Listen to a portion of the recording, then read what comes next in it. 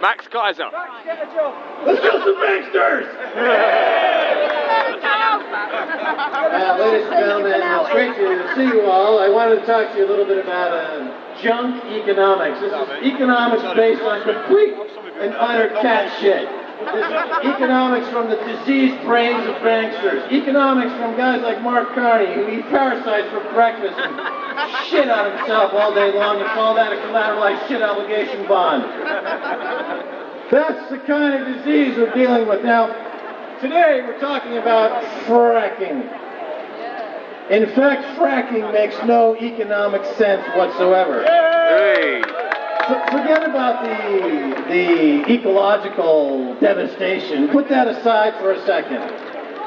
The amount of money it takes to frack is more than the amount of money you make as a result of fracking. The amount of energy it takes to frack is greater than the amount of energy you get when you finish fracking. It's a total deficit of energy. It's a capital deficit. It makes no economic sense. And matter of fact, it's a hoax. There's a whole oil fracking shale business in California that the entire United States oil frack industry is based on, 2/3 of it in California. And oh yeah, we're going to frack our way to independence in the oil business. Just announced last week that they overestimated the amount of this shale oil frack business by, guess how much? 96%, which is the same as 100%. It's a hoax. The fracking is non-existent as a legitimate energy source, and this is what is going to happen. This is what is driving this industry. It's just debt. It's going to end up in more debt. Britain right now has 1.5 trillion pounds of debt. Since Osborne took over, they've increased the debt in this country by 500 billion pounds. That debt is going to reach 2.5 trillion pounds in the next 5 to 6 years. And that debt means that you've got to pay interest on that debt. You are paying interest on that debt. Last week, a very important statistic. In the UK, you pay in interest every single day on your national debt 1 billion pounds. A day. So ask yourselves, what are the government leaders doing to handle all this debt? Well, they're going to make it look smaller by increasing GDP. So how are they going to increase GDP? Well, according to the Financial Times, they will include in GDP going forward now cocaine and prostitution. I wondered how long it would take you to mention coke. Now, some of you are saying, my God, I'm a millionaire. That's David Conman, Wilder. And that's absolutely true. So, in other words, the prostitutes are recognizing that they are prostitutes, and they are drug addicts, and they can't snort enough coke between Westminster and Buckingham Palace. It's like a 10-foot tall, 10-foot wide block of cocaine, and there's Osborne. I'm adding to the GDP! You're doing a great job, Osborne. A really good job. Now, Mark Carney, who's the Bank of England governor, said recently, last week, you may have caught this, jailing bankers will not fix bad behavior. Now, originally, I thought, that's right. Jailing bankers is not going to fix bad behavior. It's not enough of a deterrent.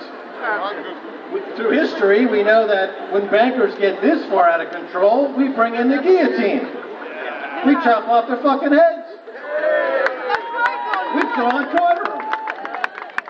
We cover them in, suet and have an army of ants come and eat their eyeballs. You listening? But no, in fact, his point was that give up. Give up. Bankers are here to stay. Let's just give up. Jailing them won't stop them. Nothing will deter them. Let's just give up. Meanwhile, bankers cost each one in the UK, each one of you, 0.4 pounds for every pound they generate in GDP. That's the equation of a losing economy. For every pound in GDP that a banker creates, you all pay 8.4 pounds in bailouts, public debt, unemployment, austerity measures that are just pulled out of Cameron's ass because they don't actually do anything to reduce the debt. If austerity worked, the debt would be going down. But the debt's going up. So there is no austerity. There's only austerity for you. But there is no austerity as a policy. And I will leave austerity works less than I do. Point about junk economics and how economics austerity works less than I do. If I don't bring this gentleman on now, I'm pretty upset. How many of you watched the Keiser report? Hey! So he gets very temperamental. He just wanted to say hello. Hello, Plucky. I know. How are you doing? Plucky, we don't really need any of that here now. You try to behave yourself. Okay, back into your. A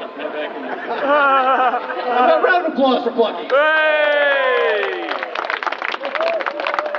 All right, finally, I'm going to just point out one other piece of junk economics, and that is that it was reported this week that the average house in London goes up in value 650 pounds per day, which is about $1,000 a day. So if you have a flat in London, you're making $1,000 a day just sitting on your ass doing jack shit. Now that is all driven by Mark Carney's ultra-cheap interest rates, near 0% interest rates, quantitative easing. It doesn't go down to wages. Wages are going nowhere. It doesn't go down to jobs. There's zero contract labor jobs. There's no jobs. It doesn't go into benefits or pensions. All the pensions are being raided. They're being robbed. They're being stolen.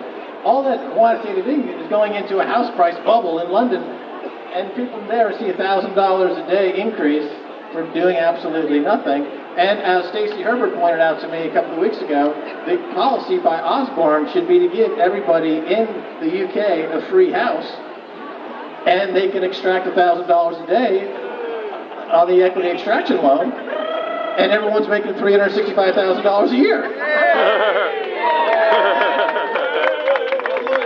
Yeah.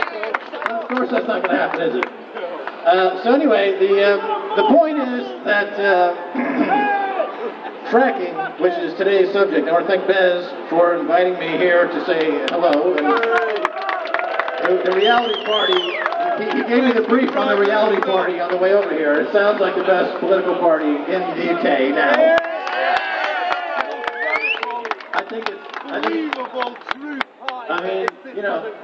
I think he's got it. He's channeling the truth. Obviously, the name says it all. The reality party. But I just wanted to thank him for having me out, come here today. And I think we have a screening tonight of a film about the NHS. So if you want to get the details about that, Plucky will do a full 10-minute analysis of George Osborne's anus by Plucky. Good show. So check Twitter. My Twitter handle is Max Keiser, surprisingly enough. And that'll be that. So Bez, thank you so much. I hope this added to the event, and bye y'all.